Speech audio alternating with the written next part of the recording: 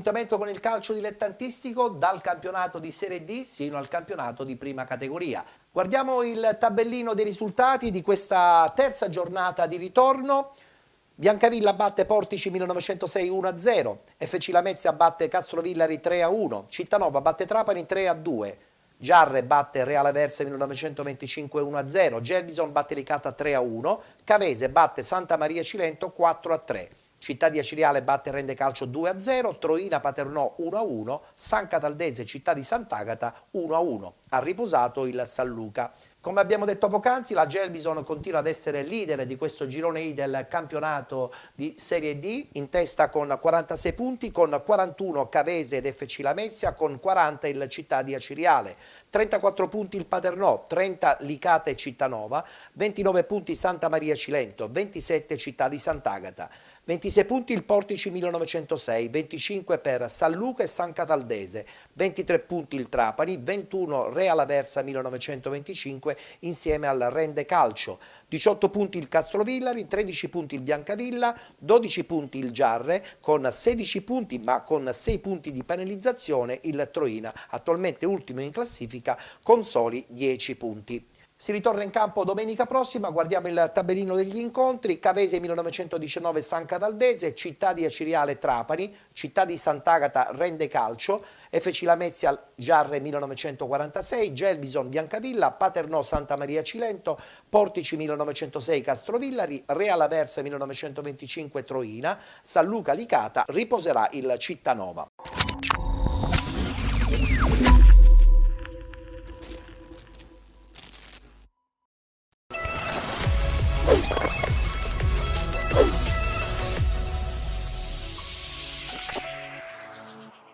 Licata contro Gelbison, rispettivamente sesta contro prima in classifica. Due squadre costruite bene, con budget però sicuramente inferiori rispetto alle altre. Samachè lontano dall'area, prova la soluzione personale, il passaggio filtrante con Minacori che viene anticipato all'ultimo momento da Domenico Marché. Si fa vedere Fornito, prova invece il pallone in mezzo per Sparacello che riesce a far prolungare, palla che staziona in aria e pallone indietro con Fornito che prova la battuta di sinistro. Primo tiro della Gelbison dopo 4 minuti e 22 secondi. Il cross basso ancora una volta Candiano, palla che passa e che tocca l'incrocio dei pali, ultima deviazione da parte di Fornito. Caccetta, pallone di prima, Giordano per la Samachè, aveva lasciato la conclusione a Giordano, molto intelligente Samachè. Altra palla per Giordano, il cross di prima nel cuore dell'area e c'è D'Agostino e il gol! Samachè!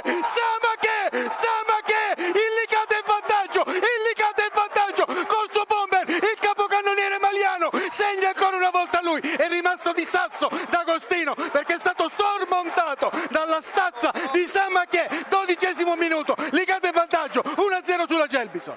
Mette questo cross basso, uno schema palla a Fornito, pallone che rimane in aria e gol! Subito il pareggio di Ortolini, l'ha studiato bene questo schema la Gelbison ed è andata subito a segno. Cappello recupera un ottimo pallone, Candiano, Minacori dà un'occhiata alla porta e scarica un destro che non gira e non si abbassa. Candiano può liberare il destro, tiro che la gamba rimane un po' sotto, il corpo un po' all'indietro, alto. Punizione adesso fiscata al Gelbison, la posizione insidiosa, pallone che passa e poi c'è il gol. Gol di Gonzales che di prima la gira sul primo palo dove Truppo non può nulla. Cambia il risultato al minuto 81, Licata 1, Gelbison 2, ha segnato Gonzales e ancora su calcio da fermo Licata preso d'infilata. Candiano il cross, Samachè!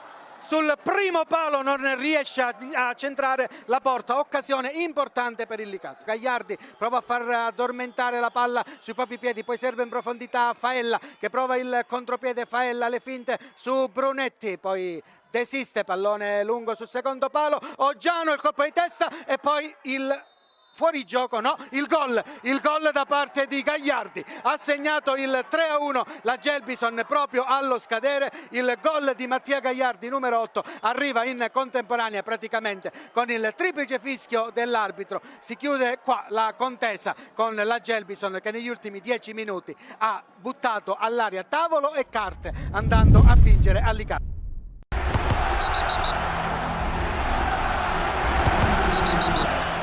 Per me abbiamo fatto una vittoria da grande squadra, ma veramente da grande squadra. Una squadra che sa esattamente quello che vuole, che ha recitato il copione che era stato studiato alla perfezione, ha suonato lo spartito che era stato dato proprio alla perfezione per come era andata. Poi ne approfitto di una vittoria, perché noi siamo stati sempre molto tranquilli e pacati. A me l'arbitraggio non ha convinto e noi sapevamo che questo era un fosso bello grosso da saltare, profondo e molto ampio. Io penso che l'abbiamo saltato bene, ripeto, bene per come abbiamo preparato la partita. Cioè noi non siamo stati costretti a fare partita difensiva, noi abbiamo scelto di fare partita difensiva. È una cosa totalmente diversa. A noi oggi del possesso palla ce ne fregava il giusto, per non dire niente, perché sapevamo che non potevamo concedere campo alle spalle a Minacori e Samachè. Tutto qua. Cioè qualsiasi palla fosse andata alle nostre spalle, corsa su corsa, sarebbero arrivati prima loro. È tutto qua. Abbiamo fatto sempre noi la partita, abbiamo trovato una squadra che non ha mai cercato di giocare a calcio, si è messa tutta nella metà campo, cercando sempre di trovare soluzioni in una ripartenza e mai fare un calcio propositivo. Una squadra che è forte perché ha qualità, ha uomini importanti, nei cambi anche ha uomini importanti, però credo che quando si perdono partite così c'è rammarico, perché la squadra oggi ha giocato, la mia squadra ha giocato un buon calcio contro una squadra che non ha giocato a calcio. Conoscendo le qualità della Gelbison mi aspettavo molto di più, però devo dire che sono stati bravi, hanno sfruttato quello che hanno sfruttato e credo che alla fine poi riuscirà a vincerlo questo campionato, perché se gli gira così tutto bene, credo che alla fine ci riuscirà.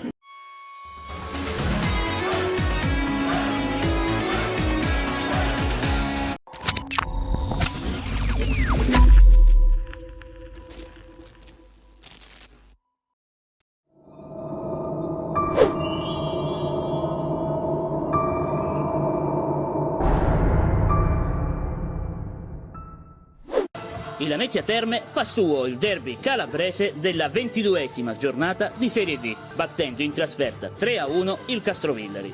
Ai piedi del Pollino si tinge dunque di giallo-blu la sfida tra le due calabresi. Il Lamezia, padrone del gioco, parte con tanta grinta e determinazione, vedendosi annullare per fuorigioco un gol firmato da Salandria nelle primissime battute della gara. I tentativi di reazione dei locali non fanno male agli uomini di Campilongo, i quali continuano a dispensare bel gioco sul terreno del Mimmorende. Al quarto minuto ci prova Bollino dalla distanza, ma Iolfi si oppone. Tra i ragazzi di Campilongo in grande spolvero Salandria, quest'oggi nelle vesti di mezzala. È proprio lui al sesto minuto a segnare il gol del vantaggio giallo-blu, con un destro chirurgico che non lascia scampo alla Iolfi. Pregevole anche la triangolazione con Provazza che ha condotto all'inserimento vincente. Un minuto più tardi Di Bari fa correre un brivido alla difesa lametina. I giallo-blu macinano ancora bel gioco, lanci in profondità di Corapi. Cross con il destro di Bollino, Abercon di testa, ma la palla finisce alta. Sul versante sinistro, invece, lo scambio tra Provazza e Bollino libera lo spazio per il tiro a Salandria, ma Iolfi si supera con i piedi. Al 30° il raddoppio lametino è firmato da Alessandro Provazza, il quale disegna un arcobaleno, un capolavoro che anche lo stesso Iolfi non può far altro che ammirare. La reazione del Castrovillari non si fa attendere, ma il pallone vagante non centra la porta. Al terzo minuto della ripresa i rossoneri accorciano le distanze, con Rodi che, con un pallonetto, insacca alle spalle di Lai. Al 78° terzo gol della Lamezia Terme, azione insistita di Terranova e palla al centro. Bollino da terra serve Abercon che in seconda battuta col mancino realizza il 3-1 e la sua quinta marcatura personale. I giallo-blu vincono 3-1, gli uomini di Campilongo inanellano la seconda vittoria consecutiva. Tra una settimana al D'Ippolito sarà di scena la Lamezia Terme Giarre.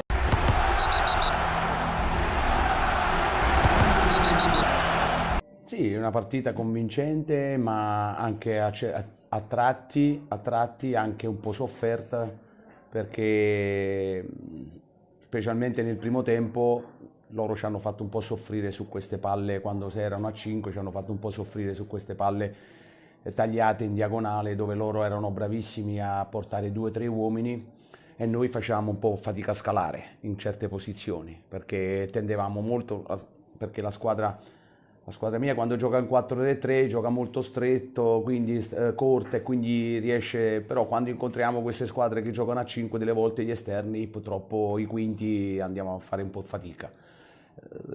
Abbiamo perso un po' di ampiezza, dovevamo stare con De Marco e magari con i centrocampisti un po' più larghi. Però oggi devo essere sincero, mi fate fare un plauso a questo gruppo, che questo gruppo, nonostante che oggi abbia fatto un grossissimo, un massiccio turnover, e ha fatto secondo me una straordinaria partita.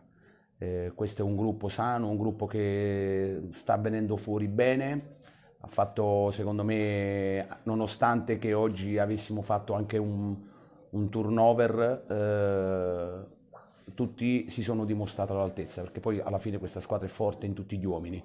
Per me sono quasi tutti titolari, no? A parte un po' i giovani. Però oggi devo dire che tutti hanno fatto una partita non solo tatticamente, ma anche di cuore, anche di cattiveria, anche di intensità.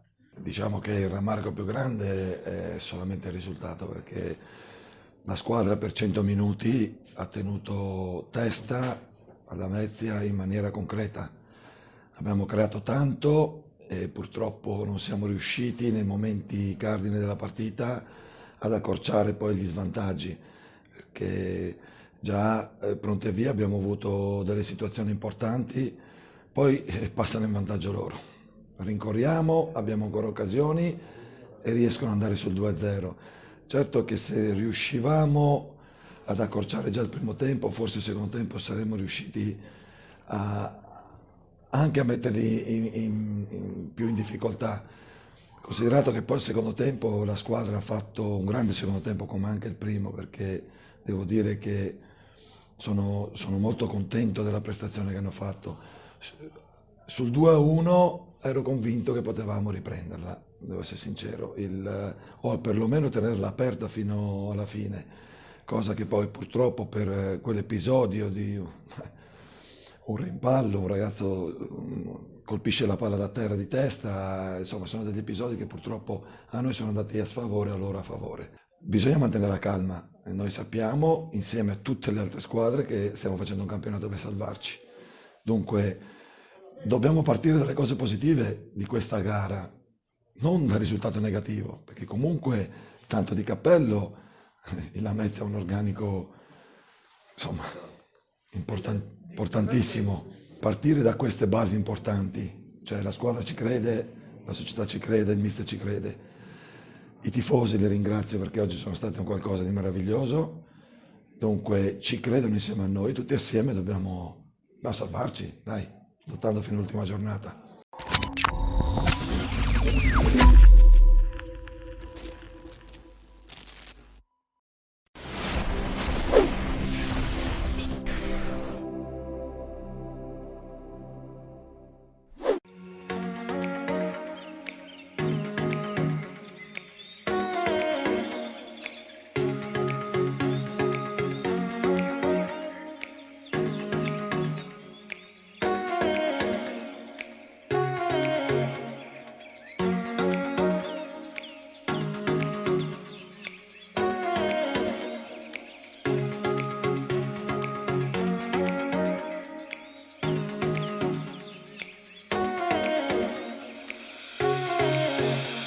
Abbiamo praticamente messo in pratica quello che avevamo preparata proprio in questa maniera, cercando di metterli in difficoltà attaccando la profondità, perché comunque sapevamo di incontrare sì una squadra che probabilmente non aveva il ritmo partita e quindi dovevamo essere bravi ad allungarli continuamente per farli andare in fatica, e devo dire che ci siamo riusciti, abbiamo tenuto bene il campo, siamo andati meritatamente in vantaggio. Penso che il primo tempo non abbiamo rubato nulla, essendo in vantaggio 3-0. Poi non so se avete visto la distinta, è una squadra molto giovane e quindi voi un po' per il calo fisico e voi ma calo fisico è pure fisiologico, perché comunque veniamo da un momento particolare, soprattutto dal punto di vista nervoso, no? Sì, perché comunque sia dopo il Covid abbiamo fatto una bruttissima prestazione col Paternò, abbiamo perso 5-0 in casa, Poi siamo entrati, ripeto, essendo una squadra giovane, siamo entrati in uno stato mentale un po' dove c'era la depressione dietro l'angolo, no? E quindi avevano bisogno comunque di un episodio per poter riaccendere questa voglia di divertirsi, che è quella che ci ha caratterizzato fino adesso.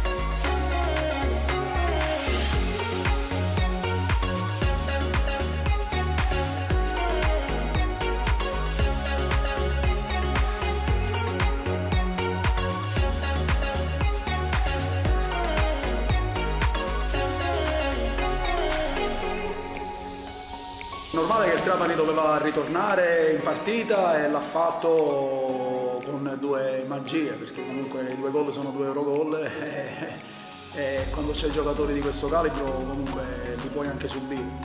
Alla fine secondo me l'abbiamo pure meritata la vittoria ed è giusto che andiamo via da qui con i punti. Noi sotto l'aspetto proprio tecnico a Cava abbiamo perso ma non meritavamo di perdere, ma non lo dico io, lo dicono gli addetti ai lavori, lo dicono gli allenatori e i dirigenti delle squadre con cui abbiamo giocato. L'unica partita che meritavamo di perdere veramente è stata col Paternò, ma sempre per disattenzione. Noi non eravamo in campo, quindi con la Cirella abbiamo fatto una grande partita, li abbiamo messi sotto, escono da lì loro dicendo che hanno fatto l'ennesimo furto, perché anche all'andata era la fotocopia della partita. Quindi chi vede le partite lo vede che la squadra comunque ha sempre giocato, ha messo sotto gli avversari. A oggi non trovo una squadra nemmeno tra le grandi, tipo Gelbison, Lamezia, Cavese, che ci abbia messo sotto in maniera proprio schiacciante.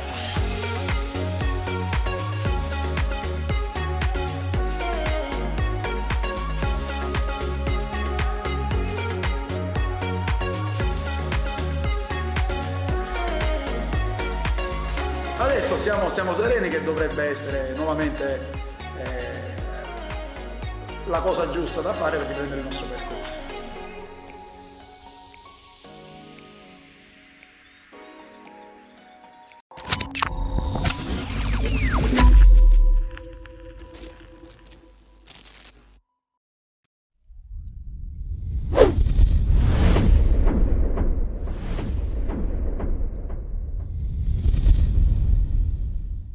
Buon pomeriggio dallo stadio Antonio Carrano di Santa Maria di Castellabate e benvenuti a Santa Maria Cavese, gara valida per la terza giornata del girone I del campionato nazionale dilettanti. Ultime operazioni di rito e poi comincerà il match diretto dal signor Iannello di Messina. Il primo pallone sarà della Cavese ed ecco che si comincia al Carrano tra Cilentani e Metelliani. Simonetti a cercare Ovisac, va vuoto potenza, Ovisac in area di rigore si gira atterrato, calcio di rigore, non ha dubbi il fischietto di Messina. Domenico Maggio contro Anatrella, parte Maggio, Santa Maria in vantaggio con Domenico Maggio, 1-0. Simonetti, l'apertura per Todisco può puntare Caserta, lo fa, affonda il numero 28 dei giallorossi. Attenzione, entra in area di rigore, Caserta frana su di lui, non ha dubbi l'arbitro, e rigore, il secondo di giornata. Gabbionetta stavolta dagli 11 metri contro Anatrella, 2-0 per il Santa Maria. La Cavese con Romizzi la mette al centro, arriva il gol di Banegas che accorcia le distanze. Aliperta manda avuto un avversario, anche un altro, attenzione Aliperta che poi segna il gol del 2-2, Aliperta per la Cavese e si va al riposo in perfetta parità, 2-2. Si ricomincia con il Santa Maria a toccare il primo pallone del secondo tempo. Todisco perde un brutto pallone, la polisportiva, Banegas c'è Conè, lo trova, Conè gliela torna, Banegas segna il 3-2.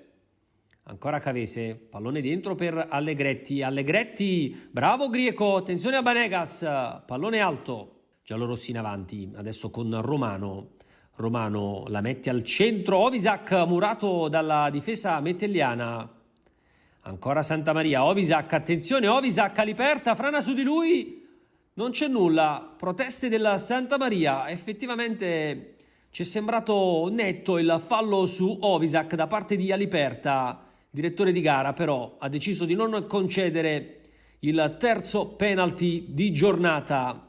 Santamaria, pallone dentro, Maggio, controllo, il palleggio, Maggio, la girata Natrella in corner, che parata!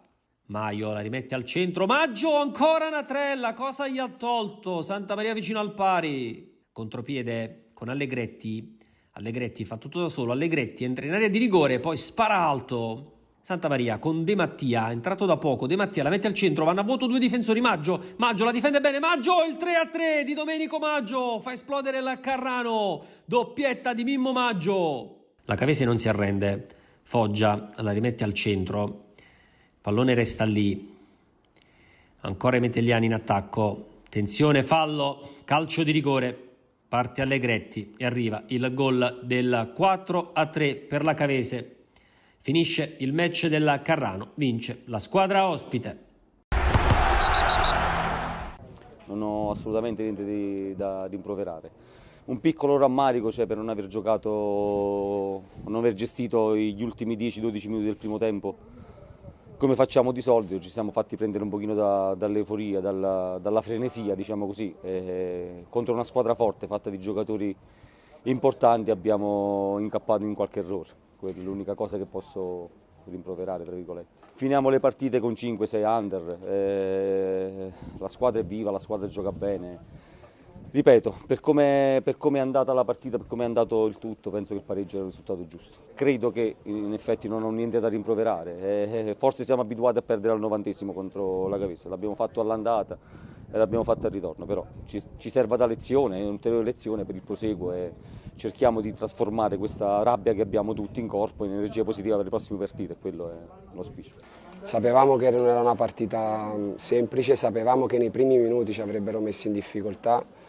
Ecco, non siamo partiti malissimo, poi il rigore ha condizionato comunque un proseguo della gara dove ci siamo allungati e abbiamo concesso addirittura il secondo gol perché su quel rigore lì siamo stati lunghi, siamo stati lenti nella scalata e bravi loro a sfruttare quella uscita. Dopodiché c'è stata una grande reazione e meritatamente credo che abbiamo poi concluso il primo tempo sul risultato di parità. Mentre mi sono piaciuti molto per come hanno approcciato il secondo tempo, dove secondo me potevamo, tra virgolette, portare la partita in un risultato più tranquillo. L'abbiamo lasciata aperta e inevitabilmente contro una squadra del genere, dove ripeto su questo campo è complicata da affrontare, e con determinate caratteristiche e individualità che vedi Maggio possono sempre creare problematiche, ecco, hanno trovato questo 3-3 e dopodiché, ripeto, magari in modo inaspettato anche da parte nostra perché la partita era finita, sono stati ulteriormente capaci e in grado di crederci perché comunque è stata un'azione ben congegnata dalla scelta di Aliperta, dal lavoro che ha fatto Foggia, Palma e così poi il rigore che trasformato, che ci dà 3 punti molto importanti per il proseguo, considerando anche i risultati delle avversarie e dà continuità a un periodo, ecco, che ci porta alla 4ª vittoria di fila.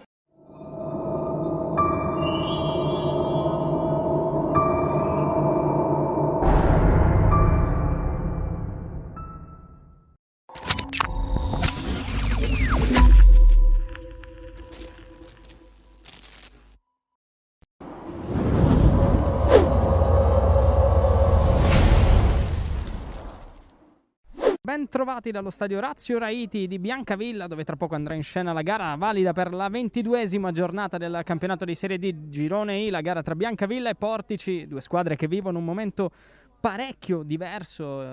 Le due squadre sono già in campo. Partita Biancavilla Portici. Musso scambia con Licciardello. Ancora Licciardello con il mancino. La palla arriva a Santapaola. Santapaola ancora l'aggancio. Santapaola. È sempre lui a portare in vantaggio il Biancavilla. Quinto gol stagionale per Giordano Santapaola. Biancavilla 1, Portici 0. Il risultato si sblocca al 10° minuto. Tosolini ad impostare quasi come un playmaker, allarga a destra per Licciardello. Licciardello sfida Piccolo, Licciardello ancora, Licciardello rientra, mancino, Zizzania. Romano, bene per Carotenuto, posizione regolare, Carotenuto, Faraone, poi la palla rimane lì, ancora Di Laura a salvare tutto in scivolata. Si salva il Biancavilla. A destra per un compagno, Carotenuto ancora a centro, Manfrelotti, clamoroso. L'errore di Manfrelotti da 2 passi. Clamoroso davvero. Allora Stallone.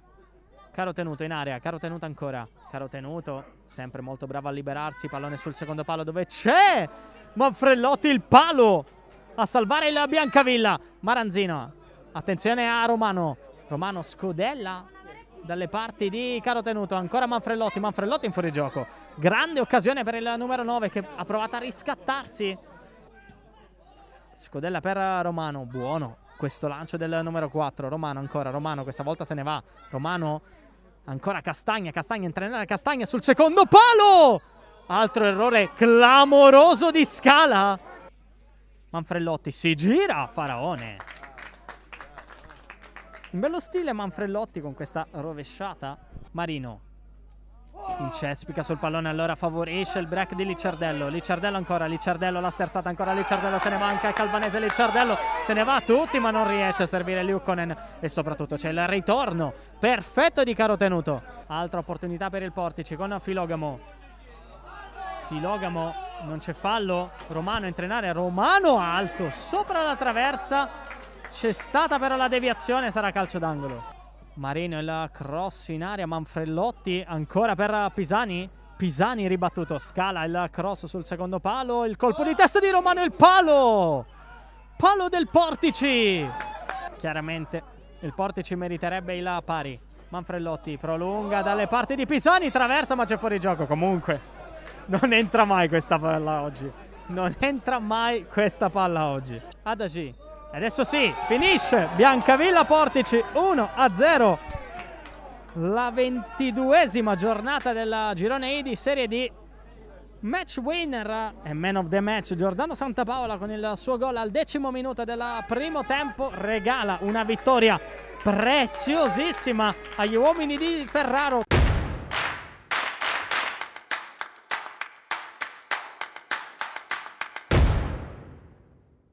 Allora, oggi era una partita che dovevamo badare al sodo. Loro una squadra, devo dire, ben organizzata, una squadra che in tante situazioni ci ha messo in difficoltà, però noi in casa dobbiamo raccogliere punti in tutte le maniere. Oggi era una partita che dovevamo badare al sodo, siamo stati sicuramente meno belli, però abbiamo avuto l'atteggiamento della squadra, la cattiveria della squadra. Ho visto un gruppo che ha dato l'anima per questi colori. Questo penso che sia la base per il nostro cammino. Su tante cose dobbiamo migliorare e lavorare. Fortunatamente avremo una settimana per rifiatare un attimo dopo questo tour de force, quindi e faccio i complimenti ai ragazzi per questo periodo, per quello che in qualche maniera stanno dando, a prescindere dai risultati che sono sicuramente quelli importanti, ma quando si fa una valutazione della squadra in questo periodo non posso essere soltanto che contento di questo gruppo. Il campionato è ancora lunghissimo, punti ce ne sono a disposizione tanti, noi dobbiamo guardare di domenica in domenica. Oggi era veramente fondamentale perché ogni domenica diventa un crocevia, insomma, per portare punti a casa, per cercare di fare un percorso che sia degno, insomma, di questi colori e di Biancavilla. Ma io ho un gruppo di ragazzi che hanno capito l'ambiente, hanno capito di cosa abbiamo bisogno per portare a casa e raccogliere e fare dei risultati importanti.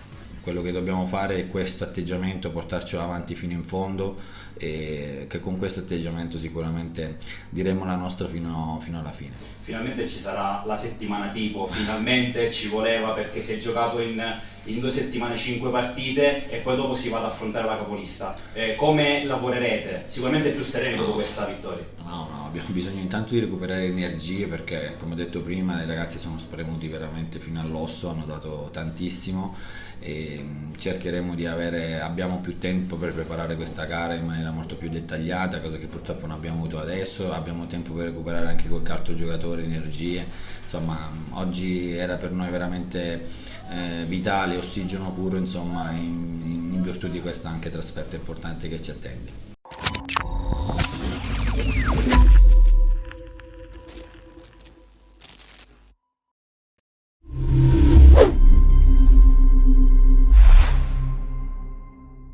Benvenuti allo stadio Valentino Mazzola di San Cataldo, dal quale vi racconteremo e vedrete oggi San Cataldese Città di Sant'Agata, gara valida per la 22esima giornata del campionato di Serie D Girone I. Fischio d'inizio, è cominciata San Cataldese Città di Sant'Agata. Attenzione perché arriva il tiro e poi Valenti in 2 tempi fa su il pallone, o di potenza Catalano. Va Catalano, la parata di Federico Valenti, il colpo di testa di Vitolo, Cicire, attenzione perché Alagna può andare a tu per tu, la deviazione di Federico Valenti che salva ancora una volta il risultato. Arriva il fischio in questo momento, Catalano va sul primo palo, la deviazione ancora Valenti, incredibile la prestazione di Federico Valenti fino ad ora. Va sul mancino Cicirello, prova il tiro a giro, pallone che si spegne sul fondo. Calabrese vede partire sulla destra Liga che mette bene giù il pallone, entra in area, può mettere il cross, c'è Balistreri, una deviazione e arriva la rete! 1-0 San Cataldese, quando siamo al minuto 43 del primo tempo. Dopo sofferenze inaudite, la San Cataldese si porta in vantaggio con Pietro Balistreri. Simone Brunetti, ancora Liga che entra in area, Liga, prova la conclusione. Rotulo, difesa del Sant'Agata schierata, Rotulo. Prova il filtrante per Brunetti che mette il pallone in mezzo, non ci arriva Ses. Poi c'è il lancio di Cicirello, dalle parti di Catalano, ancora Catalano, affrontato da Salvo, Catalano prova il mancino. La pronta respinta di Federico Valenti. Ancora San Cataldese. Attenzione che Valenti qui sbaglia e arriva il pareggio del Sant'Agata quando siamo al minuto 12 nel secondo tempo. Alagna trova il gol del pareggio, entra in area Rotulo, va giù, calcio di rigore. Passano 70 secondi e la San Cataldese trova il calcio di rigore. Balistreri contro Beters, va Balistreri, la parata di Beters. Attenzione, Catalano mette il cross, è arrivata la deviazione di Alagna, triplice fischio, finisce sul risultato di 1-1 San Cataldese Città di Sant'Agata. Le reti al 43esimo del primo tempo per la San Cataldese con Pietro Balistreri. Il pareggio del Sant'Agata arriva al 12esimo della ripresa con Alagna.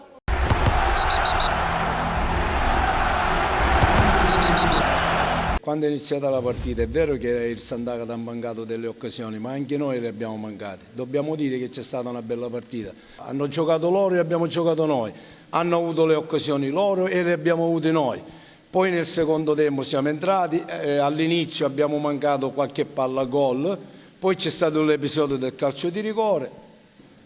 Diciamo che alla fine devo fare i complimenti al Sant'Agata che ha una bella squadra.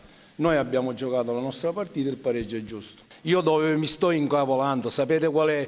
Che qua c'era, la San Cataldese aveva 0 punti e nessuno parlava, ora ne abbiamo 25 e tutti parlano. Non è così. Noi abbiamo fatto la nostra partita, la squadra fino all'ultimo ha corso, è normale che poi si adatta a quello che fa l'altra squadra. Non dimentichiamoci che noi stiamo sotto e le altre squadre stanno sopra. Ci sono anche le altre squadre, facile parlare, non è che noi siamo il Real Madrid, noi siamo una squadra umile che ci stiamo riprendendo di quello che abbiamo fatto. Devo elogiare i ragazzi perché hanno fatto una grande cosa, ma di qua a dire cose che non ci stanno, il trio di partite, la stanchezza, non è niente, completamente niente, è solo una partita che l'abbiamo giocata, bella partita, bella squadra del Sant'Agata, hanno avuto le loro occasioni, li abbiamo avuti anche noi.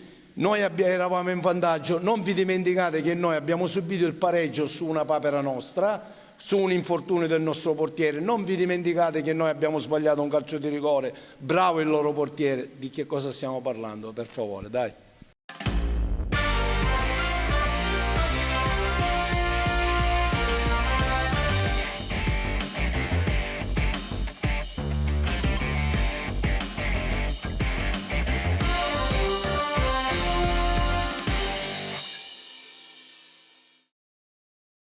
Da mercoledì 16 febbraio Penalty sbarca sul canale 17 di 7 Gold. Vi aspettiamo ogni settimana con 2 appuntamenti, il mercoledì ed il giovedì, tra le 13 e le 14. Penalty, tutto il calcio di cui il calcio vero non parla mai. Vi aspettiamo!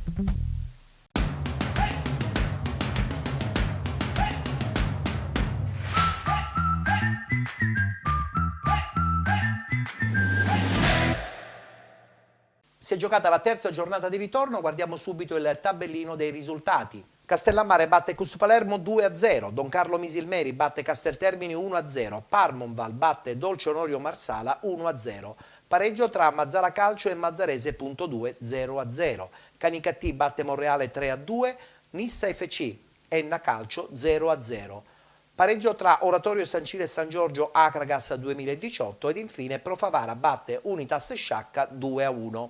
Con questa ennesima vittoria il Canicattì conferma la sua posizione leader di questo girone A del campionato di eccellenza.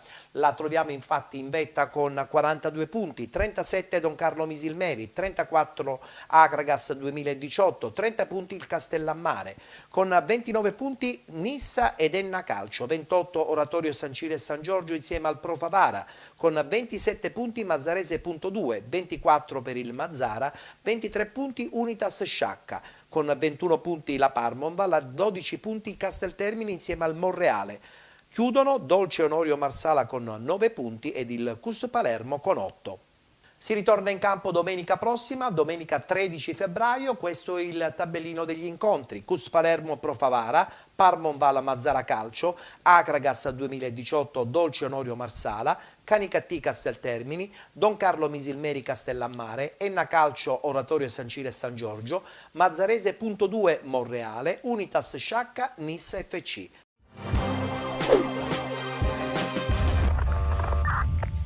Nel girone A la Nissa dal comunale di Campofranco ospita l'Enna, arbitra la partita il signor Amore della sezione di Ragusa, Figuccia di Marsala e Ralo della medesima sezione gli assistenti al secondo minuto. Una punizione di Ilario viene allontanata, ancora scodellata in area di rigore la sfera, prova l'anticipo Reducci su Dolenti ma il pallone finisce fuori al sesto, cross dalla destra di Graziano viene allontanato da Conti sulla sfera, Santonocido cerca la conclusione fuori di poco il suo tentativo al 19esimo, calcio di punizione in favore degli ospiti sul punto di battuta, c'è di Dio facile la parata per l'estremo difensore Keb al 23esimo, tiro dalla distanza della Nissa affidato a Reducci, ottimo l'intervento in due tempi di Dolenti. Scorriamo fino al 31esimo, c'è un calcio d'angolo dalla sinistra per la Nissa sul secondo palo, cerca l'intervento Reducci che però non trova incredibilmente il gol del vantaggio. 34esimo, ancora Reducci lavora il pallone sulla destra, appoggia per Garofalo, tentativo di prima intenzione interessante ma che termina fuori. 44esimo, sempre Reducci, gran tentativo dalla distanza, clamorosa la traversa della Nissa, rivediamo qui, rimane impassibile Dolenti e colpisce un legno incredibile il 9 della formazione padrone di casa. Era l'ultimo squillo di un primo tempo frizzante ma ancora fermo sullo 0-0 tra Nissa e Enna a Campofranco. Fin qui né vinti né vincitori, noi pronti a raccontarvi grazie alle immagini di Salvo Giglia della ripresa. La prima occasione arriva al minuto 48 ed è ancora una volta la Nissa a cercare cercare il vantaggio, l'apertura di Reduci a destra dove c'è Garofalo, si fionda in area di rigore, passa in mezzo a tutti, ancora Garofalo, va alla conclusione, sul più bello però la sfera finisce sull'esterno della rete, minuto 57, il lancio in profondità per Graziano, l'ex Città di Messina controlla e va alla conclusione, il pallone viene controllato da Kebba, minuto 58, la gran palla di De Luca a servire di Dio in area di rigore, controlla, calcia violentemente, la risposta superba da parte di Kebba che tiene il risultato fermo sullo 0-0, si salva la Nissa in questo caso, cambio tra le file biancoscudate, tocca a Priola al posto di Caronia, ma chi si rende pericoloso al 77esimo è Angelo Caronia dell'Enna che riceve il pallone dalla sinistra e tutto solo in area di rigore, controlla, cerca il tentativo, fuori posizione Kebba ma alta sopra la traversa, la conclusione del calciatore giallo-verde al 90esimo, Camarà scappa sull'out mancino, mette dentro il pallone per Ilario, l'ultima chance della Nissa che si perde sul fondo, di lì a poco solo il triplice fischio al comunale di Campofranco, non si fanno male Nissa ed Enna che pareggiano a reti bianche 0-0, è tutto a loro, un cordiale saluto e come sempre alla prossima.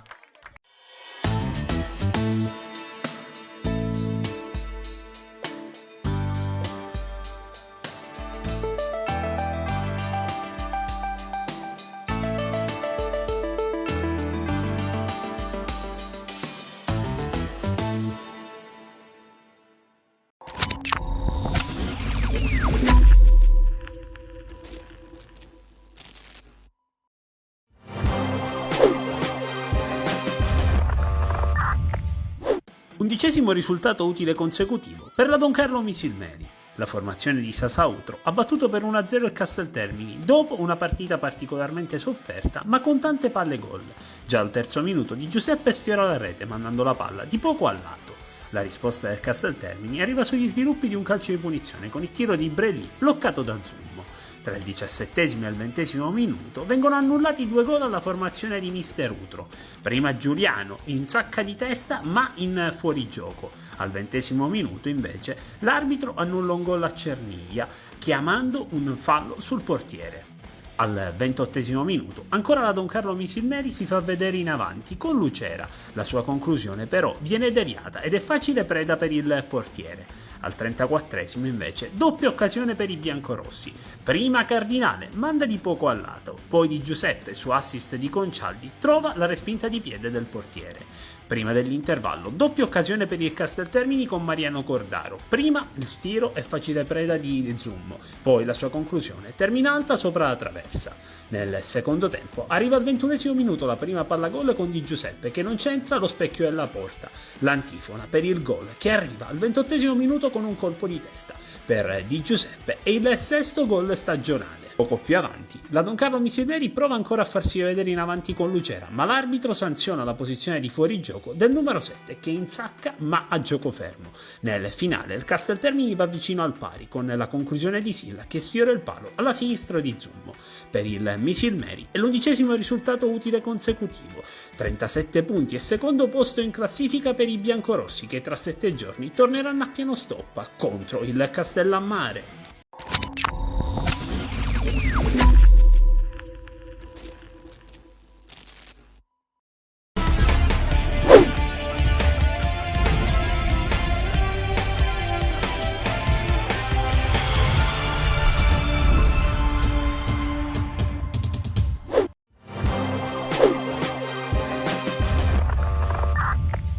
Erbini lancia sulla destra Secan mette in mezzo, Lombardo anticipa Pizzolato che era pronto in uscita e la palla finisce in fallo laterale. Ancora Costantino, prova a lanciare in avanti per Enea mette in mezzo dove però non c'è nessuno, ci sono solo maglie giallorosse, mentre Guaiana supera Giardina in velocità, Guaiana prova a entrare in area, poi subisce fallo da Yammè. Priola in avanti per Testa che prova a mettere in mezzo.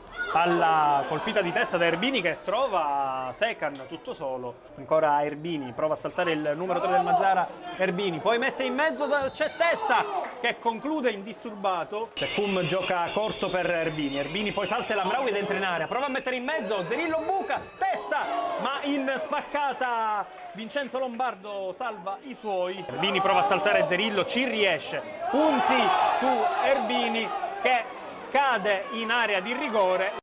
rientra sul destro l'attaccante della Mazzarese, poi suggerimento per Seccum che prova la conclusione da fuori, Pizzolato blocca, cerca e trova Erbini che poi serve Seccum, Seccum mette in mezzo dove c'è Secan che prova a superare Pizzolato con un pallonetto, la palla termina però sul fondo, Guaiana controlla sul suggerimento di Enea, Guaiana allarga sulla sinistra per Bulades che prova poi a mettere in mezzo dove c'è El Amraoui che salta di testa!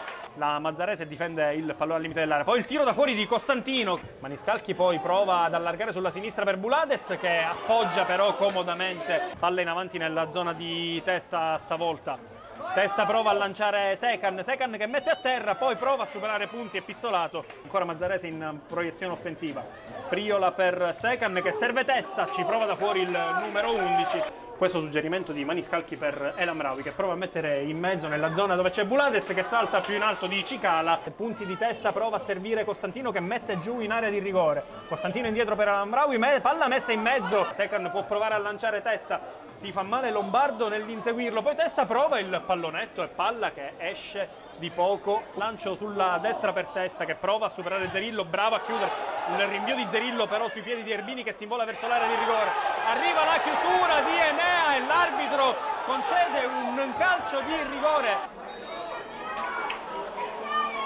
Pronto Testa e Pizzolato ancora una volta para il rigore e l'Amraoui serve poi Bace che prova la conclusione e stavolta è Daniere a dire di no. Ancora in proiezione offensiva col cross di Zerillo per Matos e ancora una volta Daniere si impone. Ancora Cristaldi, supera Genesio Cristaldi, supera anche Di Peri, Cristaldi serve Secan che tira e la palla finisce incredibilmente al lato. Arriva però il triplice fischio dell'arbitro.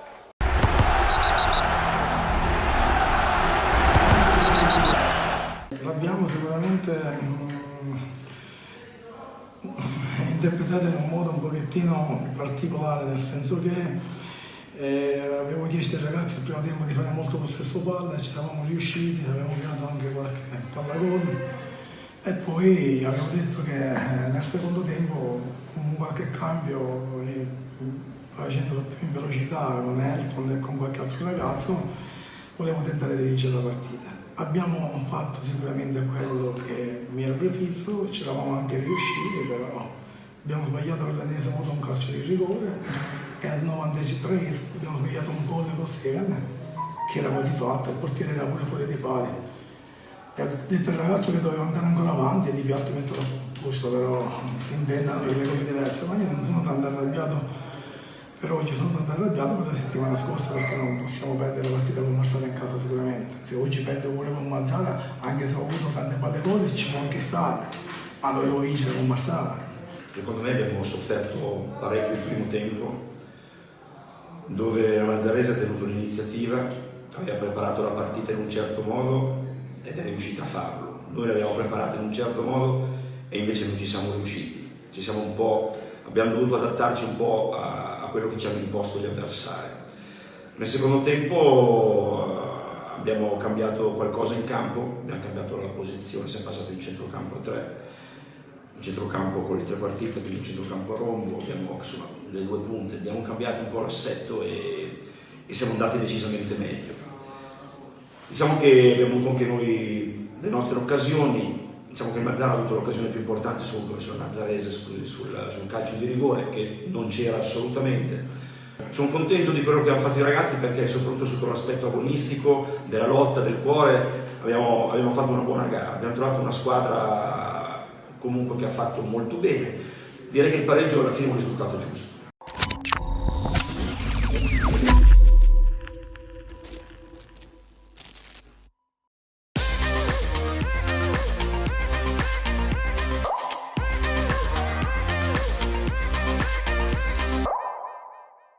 Guardiamo il tabellino dei risultati, terza giornata di ritorno, Atletico Catania, Real Siracusa Belvedere rinviata, Carlentini batte Santa Croce 3-0, Città di Siracusa batte Leonzio 1909 3-0 a Tavolino, Igea 1946 batte Città di Viagrande 2-0, Ionic FC batte Nebros 2-1, Ragusa Calcio batte Città di Taormina 3-0, Virtus Ispica 2020 SC Palazzolo 1-1, ha riposato la Cicatena.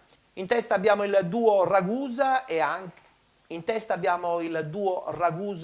Igea 1946, in testa con 42 punti, però attenzione, il Ragusa deve recuperare una partita.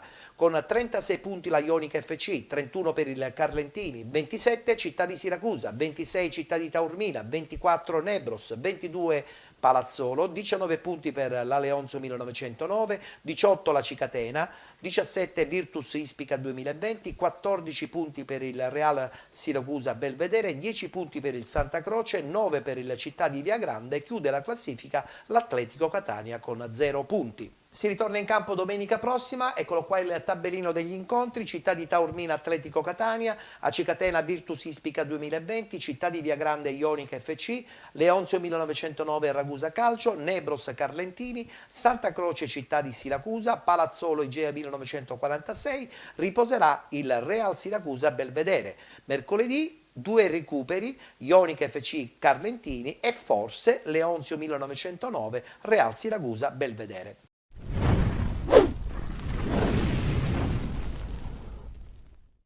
Nuovamente sul manto del Dalcontres Barone, appena rifatto, l'Igea supera con un gol per tempo il Città di Viagrande e si conferma in testa al girone B di eccellenza insieme al Ragusa, che ha però una gara ancora da recuperare. Dopo il primo tentativo ospite operato da Aleo, che chiama Paterniti alla parata, l'Igea la sblocca all'11° quando Lucarelli raccoglie la punizione di Franchina e col sinistro fulmina Pappalardo, spianando i suoi la strada verso la vittoria. Per l'italo-argentino è il quarto sigillo in campionato. I barcellonesi provano subito a chiudere i conti, ma i tentativi di La Spada al minuto 18, quello di Voinea 10 minuti dopo e ancora La Spada al 36° non sortiscono l'effetto sperato. Gli sforzi dei giallorossi però vengono premiati ad inizio ripresa quando il signor Bertolino di Trapani concede loro il calcio di rigore per il fallo in aria di Puccio su De Gaetano. Dagli 11 metri il solito Assenzio spiazza Pappalardo, facendo così Igea 2, Viagrande 0 e gol numero 8 in campionato per il centrocampista egeano. Spinge ancora la squadra di Alizzi, che al 59° si rende minacciosa, prima con La Spada che trova la risposta di Pappalardo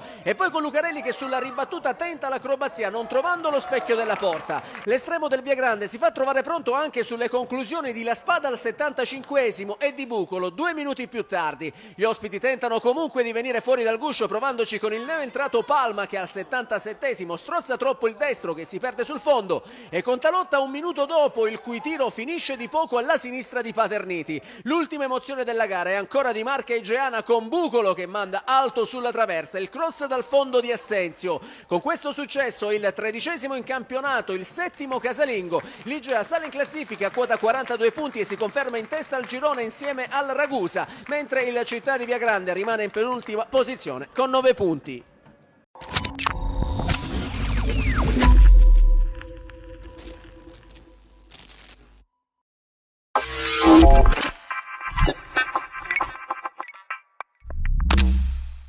Seconda giornata, eccolo qua il tabellino dei risultati: Partini Caudace Città di San Vito Lo Capo 0-0, Fulgatore batte Resuttana San Lorenzo 2-1, Casteldaccia batte Gangi 1-0, Alba Alcabo batte Camarat 4-1, Raffadali 2018 batte Super Giovane Castelbuono 1-0, Castelvetrano batte Villabate 4-0 ed infine Lascari Cefalù batte Città di Carini 3-0. In classifica, come state già ben vedendo, abbiamo l'ulteriore conferma della Resuttana San Lorenzo che, seppur perdendo a casa del Fulgatore, rimane sempre al primo posto di questo girone A. Anche qui seconda giornata del campionato, seconda giornata di ritorno, guardiamo il tabellino dei risultati: Gioiosa batte Gescal 2-0, Sinagra Calcio Stefanese 2-2, Torrenovese batte Milazzo 1-0, Promende batte Atletico Messina 3-0, Messana 1966 batte Sant'Angiolese 2-1, Valdinisi Pro Falcone 2-0, rinviata al 16 di febbraio la partita tra Castelluccese e Rocca Acque Dolcese. Milazzo che perdendo in casa contro la Torrenovese perde lo scettro di leader di questo girone B del campionato di promozione. Un Milazzo che anche in questo caso parliamo di una realtà che ha fatto anche per parecchi anni la Lega Pro. Risultati a sorpresa, guardiamo subito il tabellino degli incontri con la vittoria importante dell'FC Motta 3-2 contro il San Gregorio. Lavinaio batte Don Bosco 2000 1-0, Mister Bianco batte Armerina 1-0. Atletico 1994 Real Aci 0-0, Atletico Nissa batte Città di Calatabiano 1-0, Leonfortese vittoriosa a Belpasso per 1-0, Gimminica Scordia Ciclope Bronte 1-1. In classifica sottolineiamo certamente la salita della Leonfortese al primo posto in coabitazione con l'FC Motta, con 36 punti troviamo il Real Aci. A seguire l'Atletico 1994 con 31 punti e poi via via tutte le altre con l'Atletico Nissa e la Gimminica Scortia a 23. Non gioca il Mazzarrone, non ne approfittano certamente anche le inseguitrici. Guardiamo subito il tabellino dei risultati. Pro Ragusa che perde in casa contro il Club Calcio Vittoria 2020 per 4-0, RG Calcio Scicli 2-2, Città di Avolo 2020, Città di Canicattini 1-1, Città di Comiso batte Modica Calcio 2-0, Frigentini batte Megara 1908 1-0. Come ho detto poc'anzi, rinviata la partita Mazzarone Sporting Eubea, vittoria della Nuova Città di Gela 2-0 contro il Priolo Gargallo. In testa troviamo ancora il Mazzarone con 35 punti, seppur con una partita in meno. A seguire il Città di Comiso con 29, il Modica con 28 ed il Frigentini con 25 e poi via via tutte le altre. Bene, abbiamo concluso anche per questa settimana la nostra puntata di penalty, in onda su Gold 78 il martedì, e vi anticipiamo che dalla prossima settimana saremo anche in onda sul canale 17 ogni mercoledì e giovedì tra le 13 e le 14. Pertanto, amici fedelissimi ed intenditori del calcio dilettantistico, penalty vi seguirà praticamente per tutta l'intera settimana. Grazie a tutti e appuntamento alla prossima settimana.